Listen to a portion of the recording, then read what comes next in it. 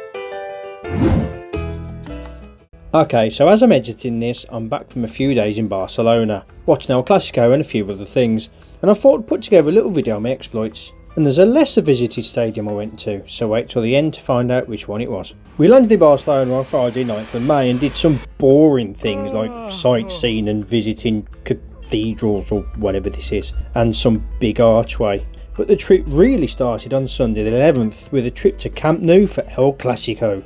Except it's not Camp Nou, it's the Estadio Olímpic Luis Companys these days, as they renovate the Camp Nou.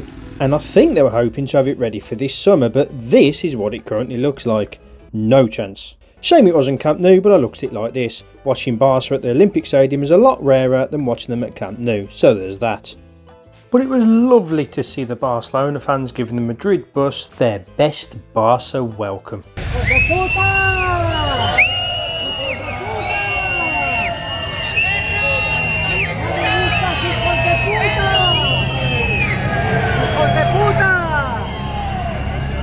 It was a beautiful stadium. The front of it actually reminded me of the old Wembley, at least the old brick style and towers. And I quite liked the big clock at the other end of the ground. It just looked classy.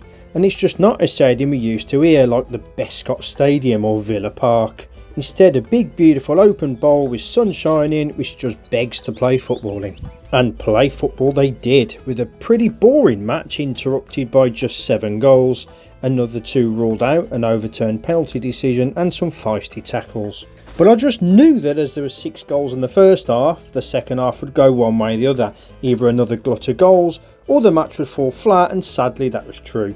But you know what, it wasn't really a very good game of football. I know, but it just wasn't. There was no silky skills, not many off your seat moments, no beautiful passes. It was like kids' playground football. And that's what was glorious about it. 2 of the best teams in the world, huge rivals, in a match with everything on the line.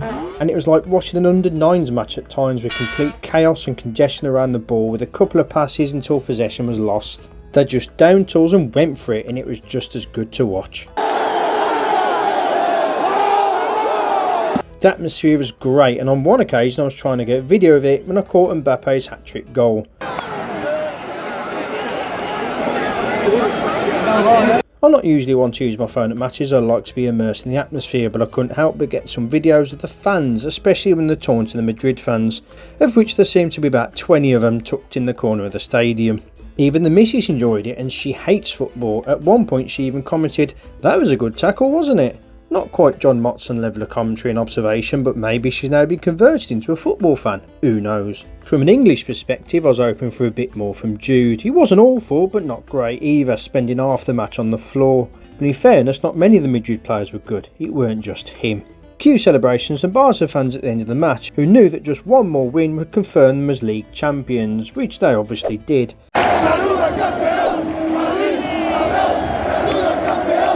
I'm not sure what they were saying towards the Madrid fans in this clip, but I imagine it's along the lines of, "Well played Madrid, better luck next time," or something along those lines.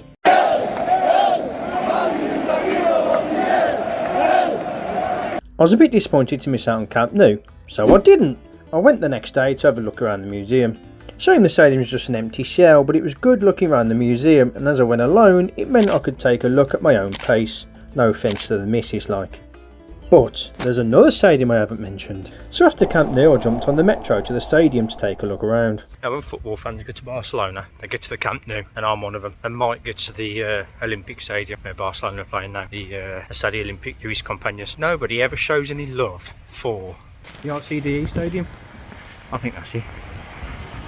Espanyol's home ground. So that's where I'm going now.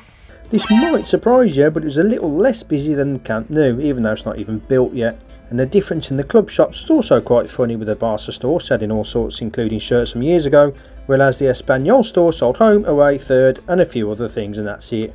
Oh, and I was the only person in there. I think they were just glad to get a customer to talk to be honest, even if I butchered their language. It's all in Spanish. So I bought my Espanyol shirt. It's probably at this point I should tell you I buy a shirt from every destination I go to, and made my way back to the hotel. But above all, it was my missus who put all this together, planned it for 6 months and gave it to me as a gift for my birthday, my 21st birthday. Honest. So a massive thank you to her for going to that trouble to arrange it all. Plus I know the tickets weren't cheap either, so she had to get an OnlyFans account to pay for it. Nah, I'm only joking, she already had one.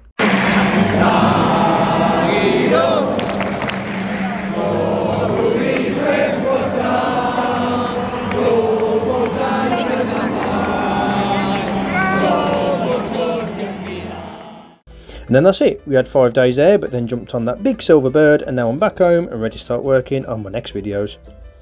Thanks for watching as I just rambled on about the match and the stadiums. Have a good one, and I'll see you in the next vid.